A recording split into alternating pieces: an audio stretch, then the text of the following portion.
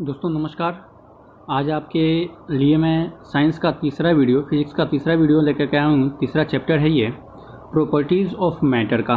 ठीक है, इससे रिलेटेड सारे क्वेश्चंस जो अब तक किसी भी एग्ज़ाम में हो, चाहे आईएएस के हो, बीपीएससी के हो, पीएससी के हो या फिर रेलवे, एसएससी, किसी भी एग्ज़ाम में पूछे गए हैं, उन सारे क्वेश्चंस का एनडीए का एग्ज़ाम हो, उन सभी क्वेश्चंस का मैं कलेक्शन करके लाया हुआ हूँ। और मैं आशा करता हूँ कि आपको मेरी ये वीडियो जो है ये पसंद आ रही होगी। और दोस्तों, इस वीडियो को बनाने में बहुत मेहनत लगता है। प्लीज़ प्लीज़ प्लीज़ आप अपने दोस्तों में ज़्यादा से ज़्यादा शेयर कीजिए, ज़्यादा से ज़्यादा सब्सक्राइबर बढ़ाइए, ताकि जो है सो जल्दी से जल्दी लाइव आया जा सके। हालांकि मुझे ये कहना अच्छा नहीं लगता है, लेकिन फिर भी अब आपसे नहीं कहेंगे तो फिर किससे कहेंगे, है कि नहीं। चलिए इस चैप्टर को हम शुरू करते हैं। प्रॉपर्टीज़ ऑफ मैटर, फिजिक्स का ही ये थर्ड चैप्टर है। इसमें जितने भी क्वेश्चन अब तक पूछे गए हैं, उन सभी के ऊपर हम लोग जो है एक फोकस डालते हुए आगे की तरफ बढ़ेंगे। सबसे पहला क्वेश्चन है,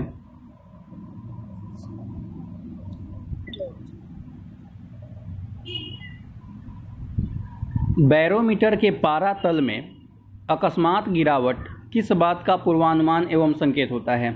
तो बैरोमीटर जो है ये वास्तव में मौसम में होने वाले किसी प्रकार के बदलाव को प्रदर्शित करने के लिए इस्तेमाल किया जाता है। ठीक है, जब बैरोमीटर में पारा अचानक से नीचे गिर जाता है, इसका मतलब ये होता है कि आने वाले समय में, यानी कि संभावित समय में, आपको मौसम जो होगा वो तूफ़ानी होगा, यानी कि ऑप्शन नंबर बी हो जाएगा सही।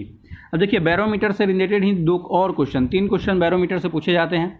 आप कॉपी कलम साथ में लेकर के बैठेंगे। दूसरा क्वेश्चन ये होता है कि बैरोमीटर में पारा अगर अचानक नीचे गिर जाए तो क्या होगा। तो अचानक नीचे गिर जाए, उस दौरान तो हमने देख लिया कि तूफान आने की संभावना होती है।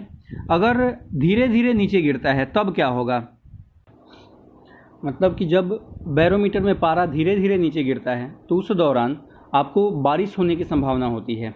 लेकिन अगर दाब धीरे धीरे ऊपर उठता है, बैरोमीटर में पारा धीरे धीरे ऊपर उठता है, तो उस दौरान जो है आपको मौसम जो होता है वह साफ रहने का अनुमान होता है। ठीक है, बैरोमीटर का इस्तेमाल वायु दाब को मापने के लिए किया जाता है। और वायुमंडलीय दाब जो होता है उसका एसआई मात्रक होता है बार। ठीक है, एसआई मात्रक बार होता है।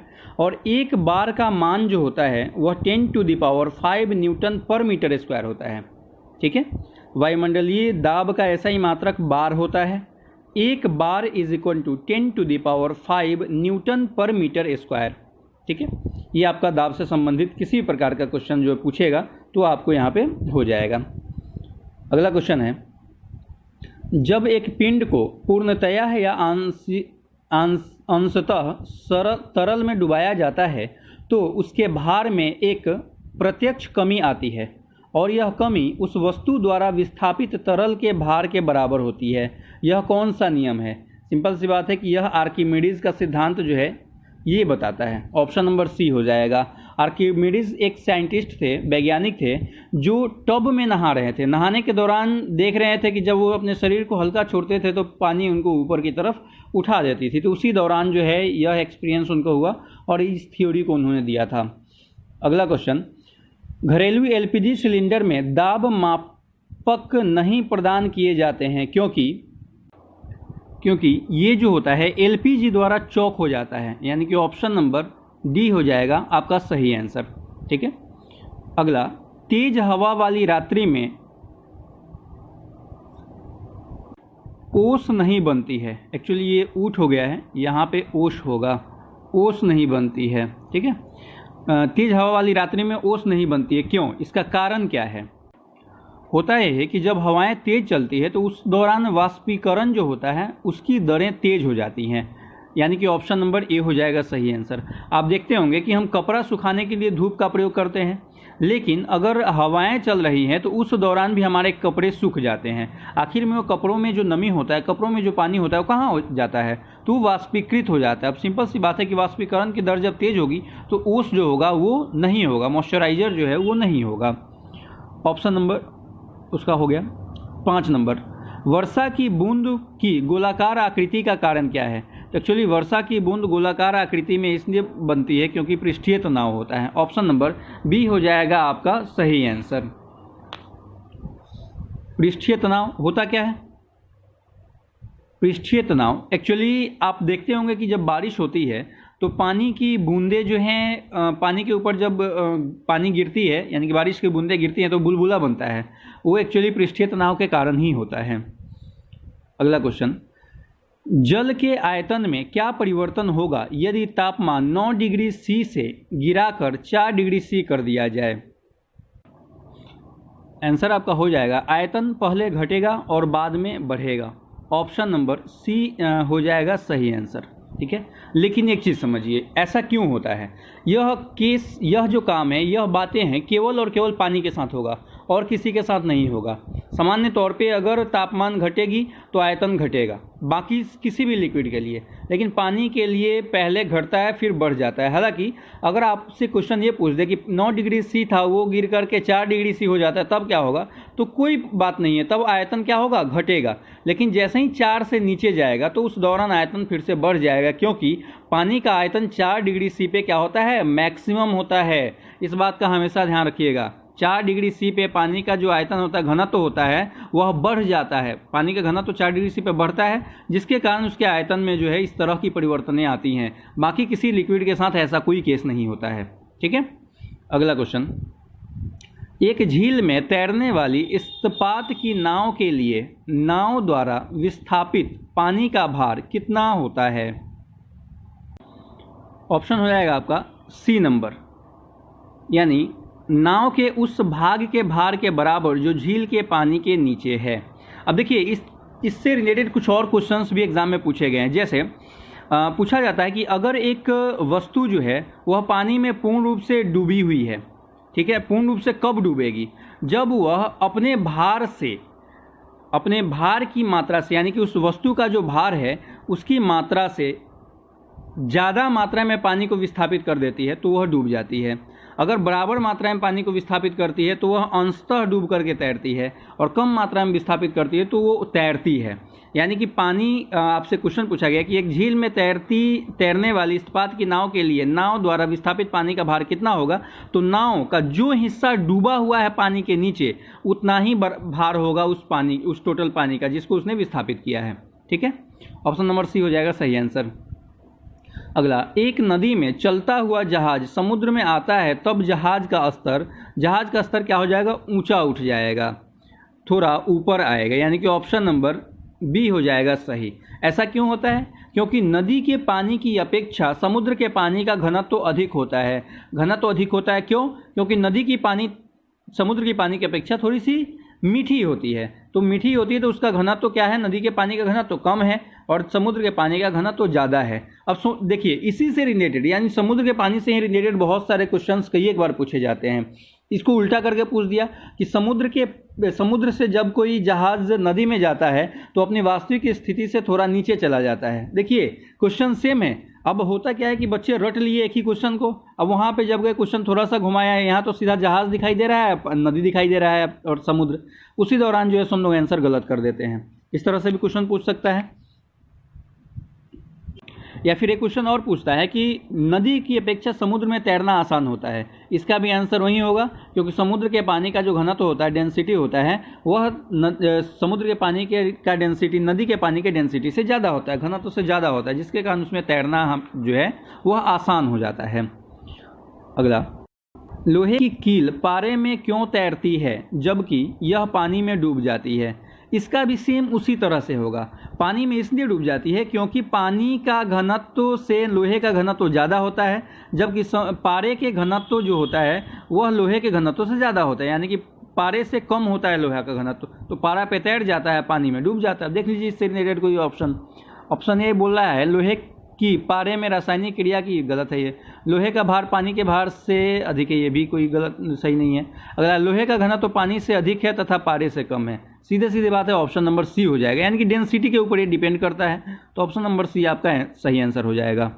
अगला, साबुन के बुलबुले के अंदर का दाब, साबुन का जो बुलबुला होता है, बुलबुला जो होता है वो वायुमंडलीय दाब से अधिक होता है, वायुमंडलीय दाब से अधिक, यानी कि ऑप्शन नंबर ए हो जाएगा आपका सही आंसर। ठीक है, अब देखिए क्यों अधिक होता है। एक तो वायुमंडल का दाब ऑलरेडी पड़ा हुआ है, उसके ऊपर जब वो बुलबुला बनता है तो उसमें भी तो अपनी कुछ मात्रा में दाब होगी, उसका भी तो अपना जो है सो प्रेशर होगा। उसी प्रेशर के कारण एक वायुमंडलीय दाब ऑलरेडी ऊपर से है, उसके बाद उसके अंदर का प्रेशर, दोनों मिलकर के वायुमंडलीय दाब से ज़्यादा हो जाता है। हालांकि बहुत ज़्यादा नहीं होता होगा, ये आपको मात्रा पॉइंट में ज़्यादा होता होगा, लेकिन फिर भी ज़्यादा हो जाता है। अगला, प्रेशर कुकर में खाना कम समय में पकता है क्योंकि। अब प्रेशर कुकर क्या करता है? प्रेशर कुकर जो है वह जो सामान्य तौर पे कढ़ाई या तसली में हम खाना, तसली में अगर भोजन पका रहे होते हैं तो उससे दाब को बढ़ा देता है। अब ऑप्शन चेक कर लीजिए। अधिक दाब के कारण उबलते पानी का तापमान कम हो जाता है, चारों ओर से बंद होने के कारण वायु का प्रभाव नहीं होता, अधिक दाब के कारण उबलते पानी का ताप बढ़ जाता है। ऑप्शन नंबर सी हो जाएगा, यानी कि ऑप्शन नंबर सी आपका सही आंसर हो गया कि अधिक दाब के कारण। सिंपल सी बात है कि वायुमंडलीय दाब तो है, प्रेशर कुकर ने भी अपना दाब लगा दिया, जिसके कारण जो पानी है उसका तापमान, टेम्परेचर बढ़ जाता है। टेम्परेचर बढ़ता है तो आराम से खाना जल्दी पकता है। अब इसको ऐसे समझ लीजिए, इसी से रिलेटेड सेम क्वेश्चन पूछता है कि पहाड़ों पर जाने पर, जब हम पहाड़ पे पहुंचते हैं तो वहाँ पे जो है सो भोजन पकने में देर क्यों हो जाता है, जल्दी भोजन क्यों नहीं पकता?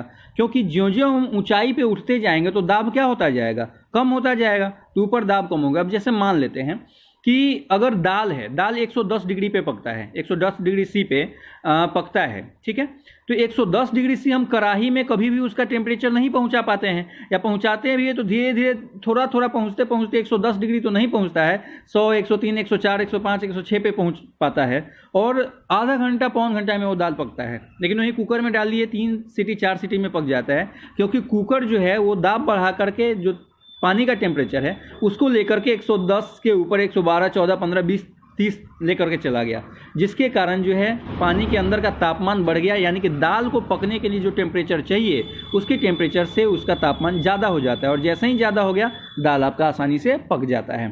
ठीक है, अगला है, स्वचालित वाहनों में द्रव चालित ब्रेकों का इस्तेमाल वस्तुतः किस नियम का सीधा अनुप्रयोग है? हो जाएगा आपका ऑप्शन नंबर ए, यानी कि पास्कल के नियम के आधार पर। जो भी डिस्क ब्रेक वगैरह होते हैं वो सारे के सारे पास्कल के नियम के आधार पर ही कार्य करते हैं। अगला, हुक सिद्धांत निम्नलिखित में से किससे संबंधित है? हुक का सिद्धांत जो है वह प्रत्यास्थता यानी कि इलास्टिसिटी, इंग्लिश में इसको बोलते हैं, इलास्टिसिटी से संबंधित है। इलास्टिसिटी क्या होता है? जैसे आप बचपन में रबर बैंड खेले होंगे, 2 आदमी जो है पैर लगा खड़े होते हैं, बाकी 2 आदमी कूद रहे होते हैं, दोस्त वगैरह, तो वो इलास्टिसिटी के सिद्धांत पे काम करते हैं। यानी कि किसी वस्तु पर जब आप फोर्स लगाते हैं बाहर की तरफ, तो वह वस्तु अंदर की तरफ उतना ही फोर्स लगाता है।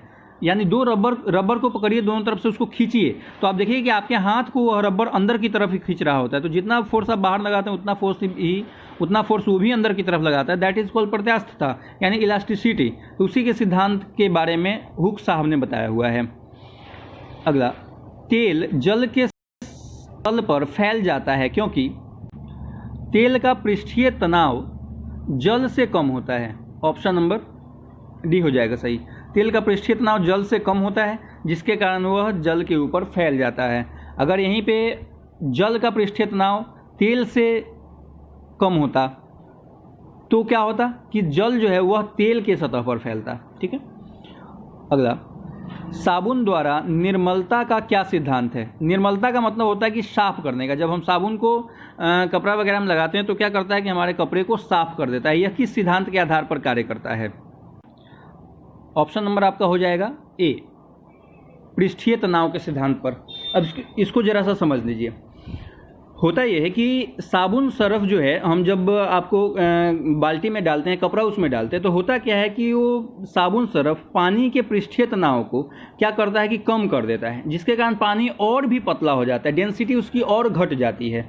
और जैसे ही घटती है तो आप देखिए, जैसे दोनों हाथ को आप अपने हाथ से जोड़िए, जैसे प्रणाम करते हैं हम लोग उस तरह से। तो हुआ क्या कि मान लीजिए कि एक हाथ आपका कॉलर है और दूसरा हाथ आपका जो मैल बैठा हुआ है गर्दन पर का वो मैल है। ठीक है, अब इसके बीच में देखिए थोड़ा सा गैप है, लेकिन इस गैप में आप हाथ नहीं घुसेड़ सकते हैं। इस गैप में कोई ना कोई पतला चीज घुसेड़ना होगा। वही होता है कि पानी के पृष्ठीय तनाव को कम कर देता है साबुन सरफ, और उस दौरान क्या होता है कि वो पृष्ठीय तनाव कम हो जाने के कारण पानी की डेंसिटी घट जाती है और वो और पतला हो जाता है पानी, जिसके कारण इस गैप के अंदर घुस जाता है। अब पानी गैप के अंदर घुसा हुआ है और हम क्या करते हैं, अब इस दोनों हाथ को जो आप जोड़े हुए हैं उस हाथ को आगे पीछे ले जाइए, आगे पीछे ले जाइए। इसी तरह से हम कॉलर को रगड़ते हैं, जिसके कारण मैल बाहर की तरफ चला जाता है और कॉलर आपका आपके हाथ में आ जाता है। ठीक है, तो इस तरह से कपड़ा साफ होता है। अब देखिए, जो मिट्टी का तेल होता है वो भी पृष्ठीय तनाव को कम करता है, यानी कि आप मिट्टी के तेल से भी कपड़ा को धो करके साफ कर सकते हैं, लेकिन करते क्यों नहीं है? क्योंकि वो बदबू देने लगेगा, कोई आपको अपने पास बैठने नहीं देगा। ठीक है, अब देखिए, इससे रिलेटेड ही, पृष्ठीय तनाव से रिलेटेड एक बड़ा ही इंपॉर्टेंट क्वेश्चन है कि पानी पर जो है मच्छर का लार्वा, यानी कि मच्छर का जो अंडा होता है वो तैरता है, तो उसको खत्म करने के लिए हमको क्या करना होता है? तो उसको खत्म करने के लिए उसमें हम 2 बूंद मिट्टी का तेल डाल देते हैं, जिसके कारण पानी का पृष्ठीय तनाव कम हो जाता है, यानी कि घनत्व, डेंसिटी घट जाती है, और जो लार्वा ऊपर तैर रहा होता है वो लार्वा उसमें डूब जाता है और डूब करके मर जाता है। ठीक है, अगला क्वेश्चन, जब एक ठोस पिंड को पानी में डुबोया जाता है तो उसके भार में ह्रास होता है, यानी कि उसका भार जो है वो क्या होता है? घटता है। यह ह्रास कितना होता है? यह ह्रास कितना होता है? अभी हमने पीछे देखा हुआ था, कितना होगा ये? यानी कि जितना वह पानी को विस्थापित करेगा, उस विस्थापित पानी के भार के बराबर ही होगा वो, यानी कि ऑप्शन नंबर ए हो जाएगा आपका सही आंसर। ऑप्शन ए सही आंसर है। अगला, वस्तु की मात्रा बदलने पर अपरिवर्तित रहेगा। अगर वस्तु की मात्रा को बदल दिया जाए तो अपरिवर्तित क्या रहेगा? उसका घनत्व तो अपरिवर्तित रहेगा। ठीक है, द्रव्यमान जो है वह अपरिवर्तित तो नहीं होता है, लेकिन वस्तु की यहाँ मात्रा बदलने की बात हो रही है। द्रव्यमान जब जमीन से किसी और जगह पर लेकर के जाएंगे, हालांकि उसमें मात्रा घटाना बढ़ाना नहीं है, आयतन भी उसका घटेगा बढ़ेगा, भार भी उसका घटेगा बढ़ेगा, लेकिन घनत्व तो उतना ही रहेगा। अब जैसे मान लिए कि बारिश का पानी है, ठीक है, किसी एक जगह से बारिश हो रहा है, आपकी छत पे ही हो रहा है, तो उसमें से एक गिलास में आप थोड़ा सा 100 ग्राम डालनी, दूसरे में 200, तीसरे में 400, चौथे में 500, तो उस टोटल पानी का आयतन तो कम ज़्यादा होगा, भार भी कम ज़्यादा होगा, द्रव्यमान भी कम ज़्यादा होगा, लेकिन उसका घनत्व जो होगा और डेंसिटी जो होगा वो सभी का, चारों पानियों का डेंसिटी बराबर होगा, इक्वल होगा। ठीक है, अगला, पानी से भरी हुई कॉर्क युक्त बोतल को जब जमाया जाता है तो वह टूट जाता है, क्योंकि देखिए, आपने एक क्वेश्चन सुना होगा कि ठंडे प्रदेशों में जो पाइप होते हैं वो अक्सर फट जाया करते हैं, गोल पाइप होते हैं, सो फट जाया करते हैं, इसलिए वहाँ पे चौकोर पाइप का इस्तेमाल किया जाता है, यानी कि आयताकार पाइप का इस्तेमाल किया जाता है, क्योंकि उसके जो कॉर्नर में गैपिंग होता है, तो पानी जैसे ही जमता है तो उसका आयतन बढ़ जाता है, आयतन बढ़ता है तो उस खाली जगह को वो ऑक्युपाई कर देता है। लेकिन यहाँ पे तो बोतल है, गोल होता है, और बोतल टोटल भरा हुआ है, कॉक्स से आप बंद किए हुए हैं, तो उसको निकलने का भी, यानी कि आयतन बढ़ा तो उसको ऊपर निकलने का भी जगह नहीं है, जिसके कारण बोतल आपका क्या हो जाएगा? टूट जाएगा। ठीक है, अब यहाँ पे देखिए, जमने पर पानी का आयतन घट जाता है, डी नंबर ये गलत है, जमने पर पानी का आयतन बढ़ जाता है, ऑप्शन नंबर बी जो हो जाएगा ये आपका सही हो जाएगा। ठीक है, जमने पर पानी का आयतन क्या होता है? बढ़ जाता है, ऑप्शन नंबर बी सही है। अगला, जल का सर्वाधिक घनत्व तो किस पर होता है? अभी हमने पीछे चर्चा किया था कि जल जो है सो 9 डिग्री सी से 3 डिग्री सी पे लाया जाता है, तो 4 डिग्री सी पे जो होता है वह घनत्व, डेंसिटी जो होता है जल का, वह सबसे ज़्यादा होता है। अगला, एक तूफान में कुछ घरों की छतें उड़ जाती है, यह किसके सिद्धांत पर कार्य करता है? तो बर्नौली के सिद्धांत पे, ऑप्शन नंबर बी जो हो जाएगा सही आंसर हो जाएगा, बर्नौली के सिद्धांत पर कार्य करता है। अब इसको ऐसे समझिए, कभी आप मान लिए कि हैट पहने हुए जिसमें आगे की तरफ थोड़ा निकला होता है, और आप जो है सो बाइक चला रहे हैं, सॉरी हैट नहीं, उसको कैप कहते हैं, हैट जो होता है चारों तरफ निकला होता है, जो एम्पायर लोग इस्तेमाल करते हैं क्रिकेट के मैदान में, उसको हैट कहते हैं। आप आगे की तरफ कैप पहने हुए हैं, तो जब बाइक आप स्पीड करते हैं तो आप देखते हैं कि आपका जो है सो कैप पीछे की तरफ उड़ जाएगा। क्यों उड़ जाएगा? क्योंकि होता यह है कि जब एक तो वायुमंडलीय दाब सब पे इक्वल है जनरली, लेकिन जैसे ही हवाएं तेज चलती हैं तो वायुमंडलीय दाब घटता है। अब आपका जो कैप है वो नीचे से दाब को क्या कर देता है? नीचे से दाब को बढ़ा देता है, और वायुमंडलीय दाब ऊपर से तो घटा हुआ है, जिसके कारण ऊपर दाब घटा है, नीचे बढ़ गया, तो यह आपके हेड को पीछे की तरफ उलट देगा। यहाँ भी सेम कंडीशन होता है कि उस छत यानी कि जो छत है वो तो पक्का वाला नहीं उड़ेगा, लेकिन करकट वगैरह जो रहता है वो छानी आपका जो खर वगैरह का रहता है, फूस का जो रहता है, वो सामान्य तौर पे उड़ जाया करते हैं। ठीक है, तो बर्नौली के सिद्धांत के आधार पर ये सिद्ध होता है। अगला, दबाव का ऐसा ही मात्रक क्या होता है? दबाव जो होता है यहाँ पे दबाव बोल दिया, उसी को हम लोग दाब बोलते हैं, दाब का ऐसा ही मात्रक पास्कल होता है, ऑप्शन नंबर ए हो जाएगा सही आंसर। आंधी के आगमन से पूर्व बैरोमीटर के पारद का स्तर क्या होगा? पारा का स्तर अचानक नीचे गिर जाएगा। ये क्वेश्चन पीछे पूछा गया है लेकिन दूसरे तरीके से, इसलिए मैं बोलता हूँ कि कॉपी कलम आप लेके बैठिए कि किसी भी तरह से घुमा फिरा अगर क्वेश्चन पूछिए तो मैं इसीलिए डिस्क्राइब आपको कर रहा हूँ। तो यहाँ पे क्या होगा कि अचानक नीचे गिरता है, कौन सा रिलेटेड है, सामान्य स्तर से ऊपर नीचे जाएगा, गलत है, सामान्य स्तर से ऊपर जाएगा, सामान्य स्तर से नीचे जाएगा, यानी कि ऑप्शन नंबर ए हो जाएगा आपका सही आंसर। अगला, पानी में हवा का बुलबुला किस प्रकार कार्य करता है। पानी में हवा का बुलबुला जो होता है अवतल लेंस की भांति कार्य करता है। ठीक है, अवतल लेंस यानी कि बी नंबर जो हो जाएगा आपका सही आंसर हो जाएगा।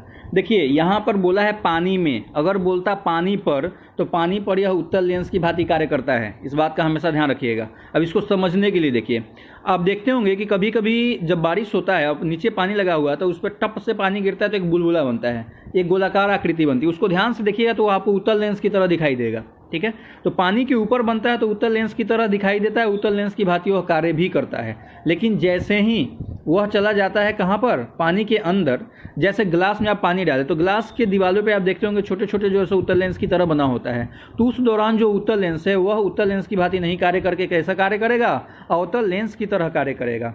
ठीक है, अब ये क्यों ऐसा होता है इसकी चर्चा मैं जब आपको लेंस पढ़ाऊंगा तो वहाँ पर मैं इसकी चर्चा कर दूंगा। अगला है, तैराक को नदी के तैरना आसान होता है। पीछे मैंने चर्चा किया था क्यों आसान होता है, क्योंकि जो समुद्र का पानी होता है उसकी डेंसिटी घनत्व जो होती है वो ज़्यादा होती है, जिसके कारण जो है तैरना आसान हो जाता है। देखिए कौन सा सही है, ऑप्शन ए है समुद्र पानी में प्रदूषण कम होता है, कोई मतलब नहीं इसका। बी नंबर समुद्री तरंगे तैराक को तैरने में सहायक होती है, ये भी मतलब नहीं है। समुद्री पानी का घनत्व तो साधारण पानी से ज़्यादा होता है, यानी कि ऑप्शन नंबर सी हो जाएगा सही आंसर। ठीक है, चलिए आपका जो है ये हालांकि इसका एक और पार्ट आएगा, प्रॉपर्टीज़ ऑफ मैटर का लगभग 25 क्वेश्चंस और हैं, तो उसको मैं लेकर के आऊँगा। मैं 25 ही इसलिए लेके आ रहा हूँ ताकि आप आसानी से उसको कवर कर पाएँ, और 20-25 मिनट से ज़्यादा बनाना भी ठीक नहीं है। ठीक है, कोशिश कीजिए कि आप अपने दोस्तों में इसको शेयर कीजिए। देखिए 925 हो चुका है, एक बार थोड़ा सा आप लोग कोशिश कर दीजिएगा तो 75 और चाहिए सब्सक्राइबर। आप कोशिश कीजिए कि इसी वीडियो में 75 सब्सक्राइबर हो जाए। बड़ी इच्छा है कि 1000 सब्सक्राइबर के में लिखे, और के में आप ही लोग लिखवा सकते हैं, मेरे हाथ बस की बात तो है नहीं, बस मैं अच्छे से आपको पढ़ा सकता हूँ। ठीक है, चलिए थैंक यू, आप लोग ऐसे ही पढ़ते रहिए, आगे बढ़ते रहिए, धन्यवाद।